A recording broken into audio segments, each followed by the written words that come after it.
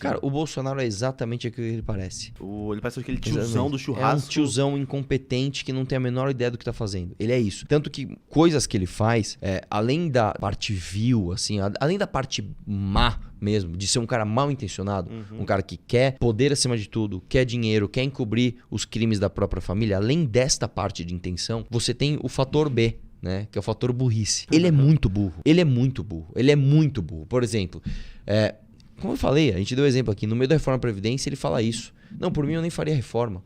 Ele se queima com quem quer fazer reforma e quem não quer fazer. Aí ele pega, por exemplo, no meio de uma pandemia, o cara me lança assim, vai ficar chorando até quando? Isso não tem estratégia. Isso é simplesmente a burrice dele, deixando transparecer que ele é uma pessoa má. Né? Você pega o cara assim, numa população onde mais de 95% das pessoas aceitam a vacina, ele fala coisas tipo, pelo que eu sei, menos da metade das pessoas vão se vacinar. Isso é só burrice. Isso não tem assim, não tem xadrez, irmão. Isso é só burrice. Então assim, cara, ele é isso. Ele não tem preparo para ser um gerente de uma loja.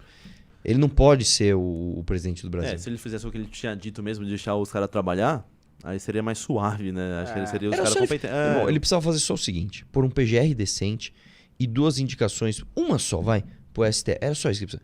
Um bom PGR, um bom cara no STF. Deixa o Brasil andar. Fica quieto dentro de casa. Vai dar comida pra Ema. Vai lá ver se a Michelle não tá com o Osmar Terra. Vai fazer tuas coisas. E deixa o Brasil andar. No papel, o Paulo Guedes parece ser um cara, meu Deus, o currículo dele é invejável. Ele é. É só falar o seguinte. Qual promessa do Paulo Guedes ele cumpriu? Nenhuma. 0.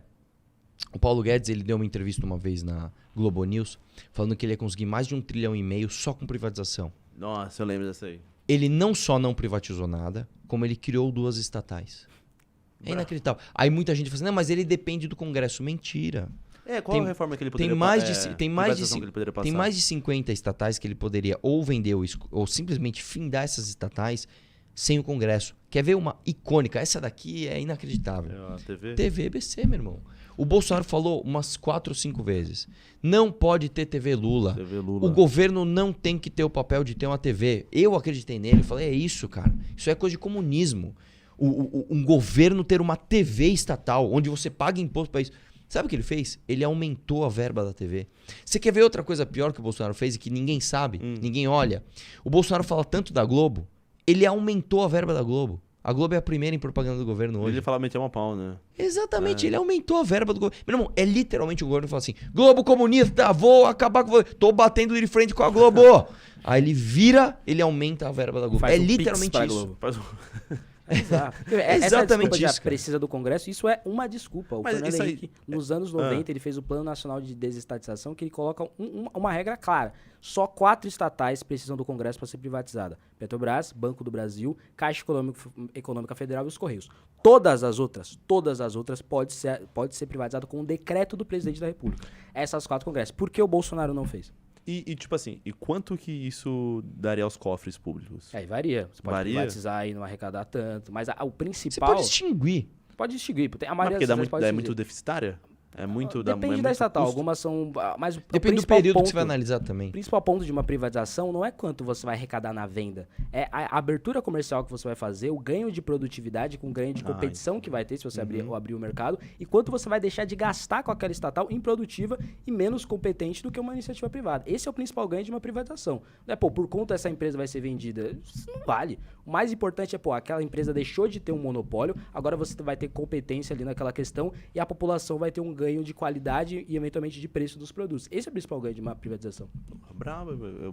Bora privatizar então algumas coisas. O que seria melhor? Qual que seria a... Eu vou dar outro exemplo pra você. Por que até o Moro segurou um pouquinho então sobre a Petrobras? Porque ele falou que ele defendeu a privatização da Petrobras. Eu não lembro. Sim, mas ele e dos bancos. Eu achei que você ia perguntar outra coisa, desculpa. Não, mas ele deu uma segurada, mas tem que ver alguma coisa ali, administrativa, aquilo ali, não 100%. Eu não vi isso daí, mas eu vou te falar a minha opinião sobre isso. Não só tem que privatizar, vender tudo, como nós temos que extinguir um negócio chamado conteúdo local. O que é conteúdo local? Olha só que absurdo. O Brasil encara a exploração de petróleo, o que é um erro absurdo, como um setor estratégico, portanto um setor que tem que estar nas mãos do governo, o que é um absurdo. Né? Os Estados Unidos se preocupam muito com soberania nacional e eles abrem o mercado. Né? Só para você ter uma ideia de como isso é uma grande besteira. Né? Eu diria para você, comida é um setor estratégico. Você imagina se a gente não pudesse produzir comida, a gente tivesse que comprar tudo na Comidobras. O que ia acontecer? Ia dar ruim, é claro que ia dar ruim. Então, o que acontece? Existe um negócio chamado conteúdo local. Até o terceiro nível de prestação de serviço para exploração de petróleo, você precisa ser brasileiro. Então vamos lá. Você tem uma plataforma de exploração de petróleo. Você precisa comprar uma mangueira. O cara que vai fabricar a mangueira tem que ser brasileiro. Para fabricar essa mangueira, você precisa de uma borracha. O cara que vai vender a borracha para a mangueira precisa ser brasileiro. Para você fazer a borracha, você precisa explorar o latex. O cara que vai explorar o latex precisa ser brasileiro. Sabe o que você está fazendo? Você está deixando toda uma cadeia produtiva obsoleta. Porque quando alguém em algum lugar do mundo, e isso vai acontecer, melhora alguma tecnologia ou faz alguma coisa melhor, você impede o Brasil de ter acesso a essa tecnologia. Você fala, não, tem que ter o conteúdo local. Você entendeu que absurdo que é, cara?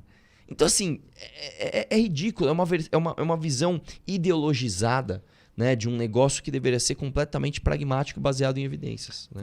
Vou dar para você a oportunidade então, de destruir o argumento do Ciro Gomes. Tá, até ele fez um anúncio no YouTube, você viu isso aí? Sim. Você viu esse anúncio dele? Mas é porque o Ciro Gomes ele é muito prolixo, né? Ele sabe dialogar com o público. Parece que o que ele fala tem muito sentido. Sim. E talvez, não conhecendo, não sei se ele fala todas as verdades. Talvez seja isso perigoso, porque quando ele passa com muita seriedade e parece que é muito correto.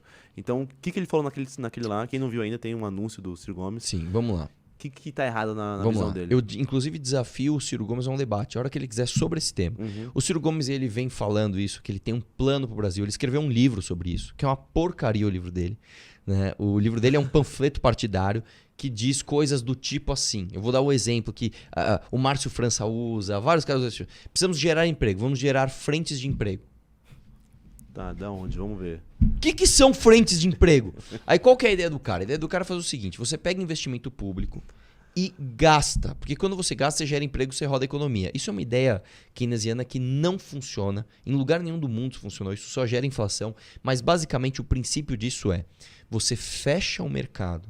Então, por exemplo, você quer comprar um fone. Você não vai poder comprar o melhor fone do mundo ao melhor preço do mundo. Você vai ter que comprar o fone brasileiro. Porque assim você vai fazer com que a indústria brasileira se desenvolva. Isso é um absurdo, cara. Isso aí, pra você ter uma ideia, em 1750 e pouco, o Adam Smith, naquela época, já falou isso dá ruim. E deu ruim. Né? Que era o mercantilismo. Né? Não, a gente tem que ter mais ouro entrando do que ouro saindo do país. Isso é ridículo. Por quê? Você fecha o acesso de 200 milhões de habitantes das melhores coisas do mundo aos melhores preços possíveis.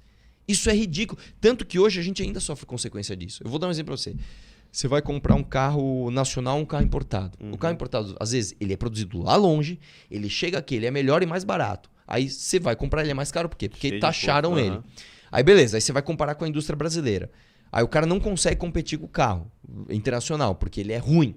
Mas por quê? Porque o brasileiro é ruim? Não, porque a máquina que o cara usa para fazer o carro também sofre o mesmo problema. O cara quer comprar a máquina da China, da Coreia, não sei da onde, que é melhor. Não pode, porque aí é taxado. Aí ele pega uma brasileira que é pior. E assim por diante, cara. Você cria uma bola de neve A analogia que eu faço é o seguinte. Imagina que a indústria brasileira, de qualquer setor, de celular, de carro, de qualquer coisa, é um bebê. Você pega esse bebê, tranca ele dentro de casa e protege ele até ele fazer 60 anos. Quando o bebê faz 60 anos, os pais deles morrem, né? Porque ele tá mais velho. Aí você pega esse bebê e fala, vai lá, abre a porta e sai pra rua. Ele vai se ferrar, ele não vai saber competir. Ele ficou protegido ali a vida inteira. É isso que acontece com a nossa indústria hoje. Você não consegue competir aqui com os carros. E isso é tão irracional, cara, que a gente taxa até coisas que a gente não tem. Então eu vou dar um exemplo pra você. Eu sou piloto de motocross. Não existe moto de motocross brasileira. Não existe. As melhores são as japonesas, as italianas. Mesmo essas motos, que não tem no Brasil, não existe uma fábrica aqui no Brasil para montar. Quando ela chega taxada. Qual é o sentido disso? Qual é o sentido disso, cara? É ridículo. Você quer ver outra coisa? Se você quiser importar um carro, você não pode. A não ser que ele tenha mais de 30 anos. Ou ele seja zero. Você fala, cara, por quê? E se eu quiser, sei lá, eu quero importar um carro de 10 anos atrás, você não pode. Você não está protegendo a indústria. Você está impedindo o cidadão de ter acesso às melhores coisas do mundo. É isso.